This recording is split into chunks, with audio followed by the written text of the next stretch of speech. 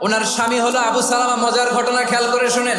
উহুদ যুদ্ধের পরে ওনার স্বামী আবু সালামা ইন্তেকাল করলো, শহীদ হলো। উম্মে সালামা রাদিয়াল্লাহু তাআলা আনহা ওনার প্রাণ প্রিয় স্বামী আবু সালামার ইন্তেকালের পরে চোখের পানি ছাড়ে আর পড়ে ইন্না লিল্লাহি ওয়া ইন্না ইলাইহি রাজিউন। যেহেতু বিশ্বনবী বলেছেন কেউ যদি বিপদের প্রথম ধাক্কায় পড়ে ইন্না লিল্লাহি ওয়া ইন্না ইলাইহি রাজিউন, আল্লাহুম্মা আজুরনি ফি মুসিবাতি ওয়া আখলুফ লি খায়রাম মিনহা, তাহলে এই বিপদে যে সে যা হারালো তার চেয়ে শ্রেষ্ঠ কিছু দিয়ে আল্লাহ তার বদল দিয়ে দিবে। এই হাদিস শুনে বারবার এই দোয়া পড়ে চোখের পানি ছাড়ে আর মনে মনে বলে আবু সালামার মতো ভালো মানুষ মদিনাতে নাই, তার চেয়ে ভালো মানুষ কি করে আল্লাহ তাআলা আমারে দিবে, তার চেয়ে ভালো মানুষ তো আমি মদিনাতে দেখি না। কি আজীব তামাশা, কি অবাক করা ঘটনা।